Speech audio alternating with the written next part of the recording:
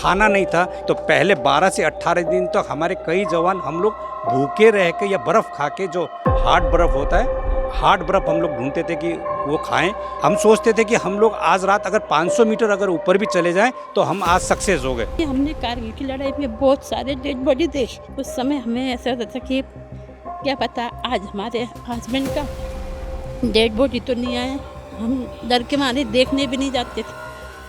कारगिल विजय दिवस, मैं कहता हूँ कि हिंदुस्तान के हर व्यक्ति को इस दिवस को अपने त्योहारों की तरह मनाना चाहिए।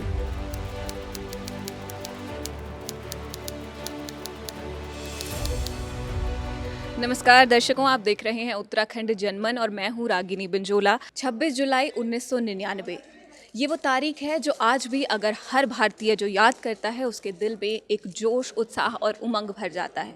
क्यों? क्योंकि 26 जुलाई 1999 को भारतीय सेना ने पाकिस्तान को करगिल युद्ध में धूल चटाई थी। मैं हवलदार संदीप कुमार छेत्री, 111 गोरखा राइफल्स का जवान। यहाँ पर कारगिल के विषय में हम लोग यहाँ पर सम्मानित किए गए हैं, तो कारगिल की बात करता हूँ। मेरी बटालियन 1st 11 गोरखा राइफल जब लड़ाई हुई थी 1999 में, उस टाइम सबसे पहली बटालियन मेरी बटालियन और एक नागा बटालियन वहाँ पर रेस्ट पीरियड में, लेह और कारगिल के बीच में रेस्ट पीरियड है, रेस्ट जगह है, वहाँ पर बैठे हुए थे। 9 मई को हमको एक मैसेज मिलता है कि आपको किसी ऑपरेशन के लिए जाना है। तो वहाँ पर गाड़ी रात को अचानक 30 गाड़ी तकरीबन ट्रक, सिविल ट्रक्स आए। तो हम सोचे कोई ऑपरेशन जैसे जम्मू कश्मीर में, मणिपुर, नागालैंड में, श्रीलंका में हम लोग नॉर्मल ऑपरेशन किया, ऐसा होगा। तो हम लोग ऑपरेशन की तैयारी करके 72 आवर्स का राशन वगैरह, अपना हथियार वगैरह लेके चले गए। लेकिन 9 मई को जब हम वहाँ पर पहुँचे कारगिल के नीचे, डायस जगह है द्रास के इलाके में, वहाँ पर हमको बताया गया कि यहाँ पर कुछ मिलिटेंट हैं, उनको हमको फाइंड आउट करना है उस पहाड़ी इलाके में, और उनको हमने न्यूट्रलाइज करना है। और ये ऑपरेशन 3 दिन का सोच के हम लोग को बटालियन से आदेश मिला था कि 3 दिन का है, तो हम लोग 72 आवर्स का राशन वगैरह, ड्राई राशन वगैरह जो नॉर्मली आर्मी में लेके चलते हैं, वो सोचा था। लेकिन जैसे ही वहाँ पर दूसरे दिन एक आदेश आता है कि आप लोग वहाँ पर जाइए। दूसरे जो बटालियन थे, एक पंजाब और बिहार के जो बटालियन से कुछ हमारे जवान मिस हो गए थे, उनको भी खोजना है।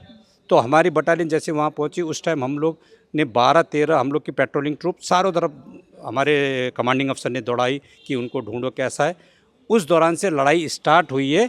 तो बाद में पता लगा ये मिलिटेंट वाला कोई एक ऐसा इवेंट नहीं है या ऐसा कोई ऑपरेशन नहीं है।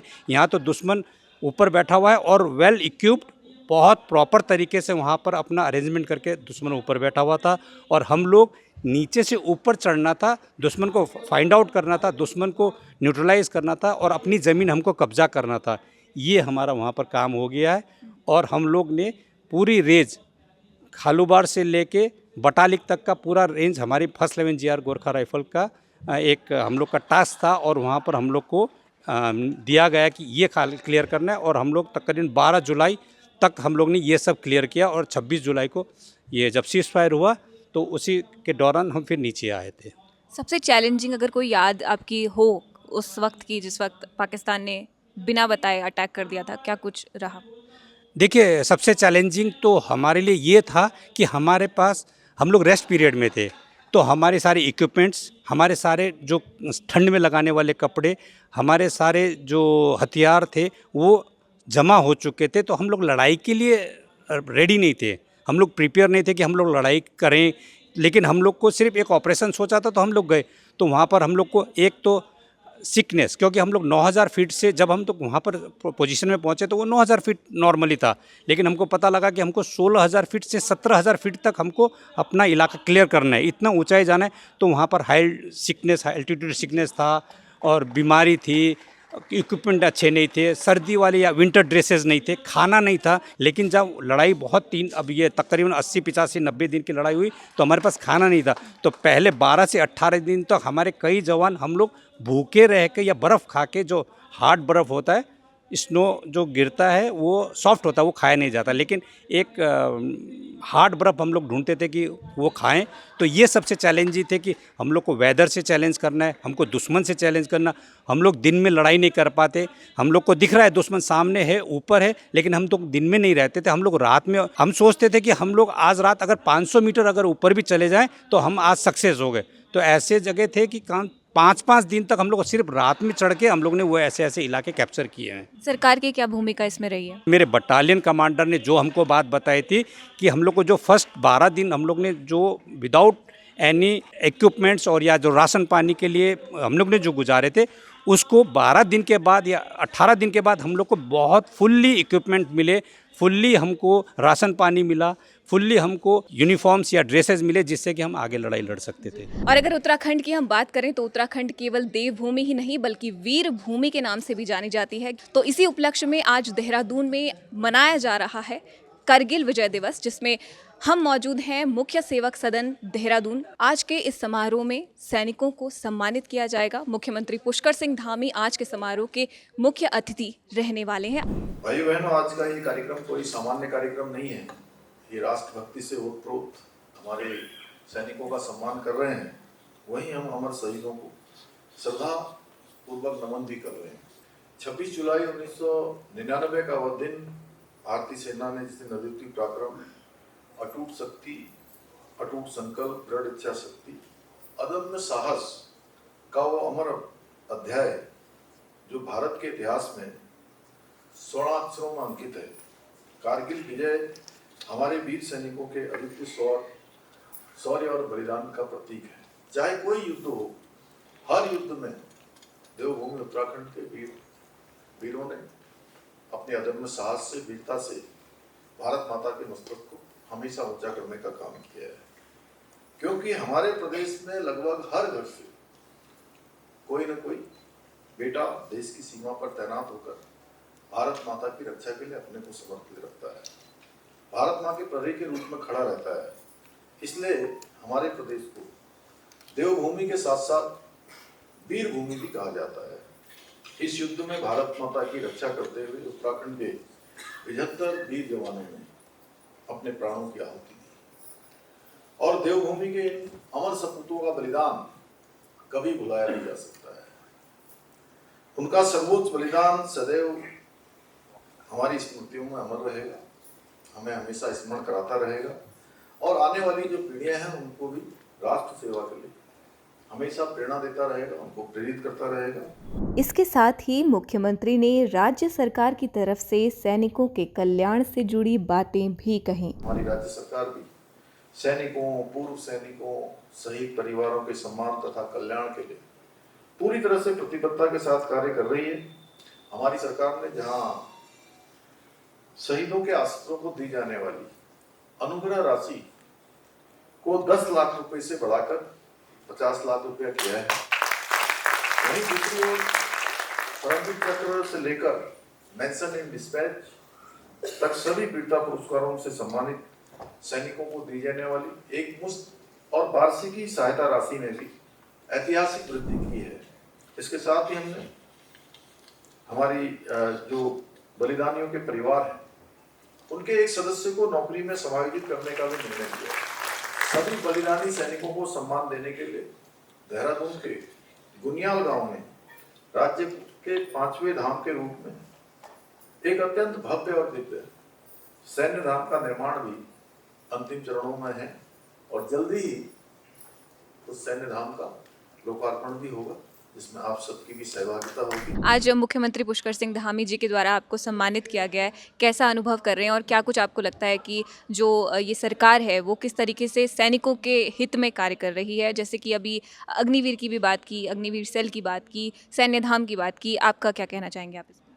ये हमारे माननीय मुख्यमंत्री पुष्कर सिंह धामी जी ने जो आज हमको सम्मानित किया है, ये बहुत एक अच्छी पहल है कि किसी भी जवान को उसका काम की सराहना करते हुए कुछ सम्मानित किया जाए, उससे अच्छी बात और कोई नहीं हो सकती। कितने मरणों उपरांत जिसको भी आप कोई भी सम्मानित करते वो आप लोग ने बहुत सुना होगा, लेकिन जो लड़ाई में या किसी ऑपरेशन में या किसी भी क्षेत्र में अगर जवान कुछ काम करके आता है उसको नज़रअंदाज कर दिया जाता है, जो उसको एक पता नहीं लगता है कि इसने किया है, क्योंकि उसको एक पेंशन दे दिया या उसकी सैलरी है वो समझ के, क्योंकि उसकी ड्यूटी थी। हम लोग तो ये सोचते कि हमारी ड्यूटी थी, लेकिन जब हमने इतना ऐसा काम किया है या कुछ देश के लिए किया है तो उसके रिवॉर्ड हमको जब इस टाइप का मिलता है तो बहुत अच्छा लगता है। जैसे कि माननीय मुख्यमंत्री जी ने भी आज बताया, बहुत सारी उत्तराखंड के लिए या देश के जवानों के लिए या उनके परिवार के लिए जो भी उन्होंने कार्य किए हैं या इस सरकार ने किए, हम समझते हैं कि ऐसा ही अगर उनकी सोच रहेगी और ऐसे वो कार्य करते रहेंगे तो हम लोग के लिए या जवानों के लिए बहुत अच्छा रहेगा। हमने कुछ सैनिकों से बात की और अब हमारे समक्ष मौजूद हैं वीर सैनिक की धर्मपत्नी जी। उनसे हम जानना चाहेंगे कैसे उनके विचार रहते हैं जब वो उनके घर से कोई एक सैनिक सेना में जाता है, किस तरीके से वो अपने भावनाओं को समेटकर एक मजबूत दिल के साथ अपने जो पति हैं उनको सेना में योगदान देने के लिए भेजती हैं। आपका बहुत बहुत स्वागत है मैम। नमस्कार।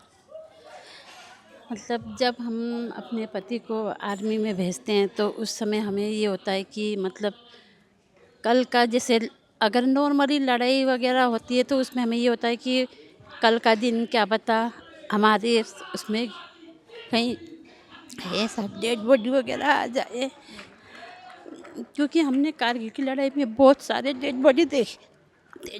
डेली 4-5 डेड बॉडी आते थे। उस समय हमें ऐसा होता था कि क्या पता आज हमारे हस्बैंड का डेड बॉडी तो नहीं आया। हम डर के मारे देखने भी नहीं जाते थे बगल में, क्योंकि हम उस समय क्वार्टर में रहते थे।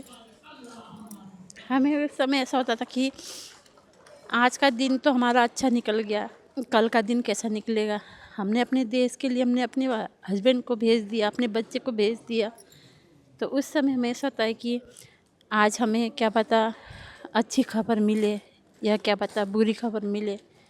हम वो सोच के बैठे रहते थे कि कल हमारा आदमी हमें खुशी लेके आएगा या क्या पता दुख दे के जाएगा, ये हमें पता नहीं होता। उस समय हम बहुत सोचते रहते थे, रात को नींद भी नहीं आती हमें।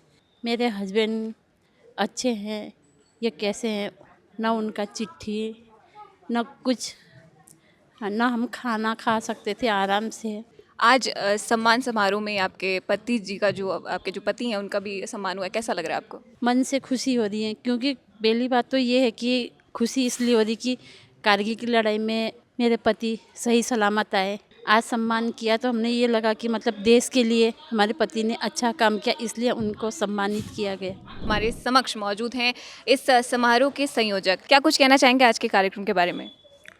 आज कारगिल विजय दिवस, मैं कहता हूं कि हिंदुस्तान के हर व्यक्ति को इस दिवस को अपने त्योहारों की तरह मनाना चाहिए, क्योंकि जिन विपरीत परिस्थितियों में हमारी सेना ने उस ऊंची सियाचिन, तोलोलिंग, टाइगर हिल और कारगिल से जो विजय रथ उन्होंने अपने सैनिकों ने अदम्य साहस से शुरू किया था और उसको विजय के रूप में परिवर्तित कर कर पाकिस्तान को घुटने टेकने पर मजबूर किया था।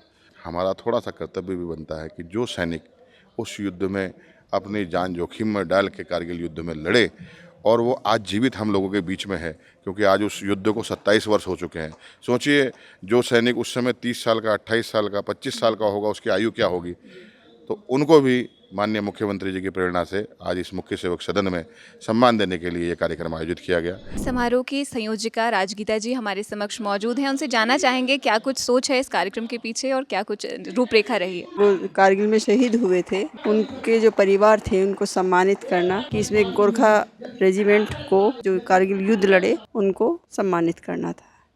कारगिल में शहीद हुए वीरों के बलिदान के लिए उत्तराखंड की धरती और जनमानस सदैव कृतज्ञ है, जिन्होंने इस लड़ाई में योगदान दिया और सुरक्षित अपने घर वापस आए। उनके हिस्से की भी बात हमने आप तक पहुंचाई। मैं हूँ रागिनी बिंजोला, कैमरामैन वीरेंद्र के साथ उत्तराखंड जनमन। हमारा ये विशेष एपिसोड आपको कैसा लगा कमेंट में जरूर बताइए। जुड़े रहिए और देखते रहिए बढ़ते उत्तराखंड की असली तस्वीर। धन्यवाद।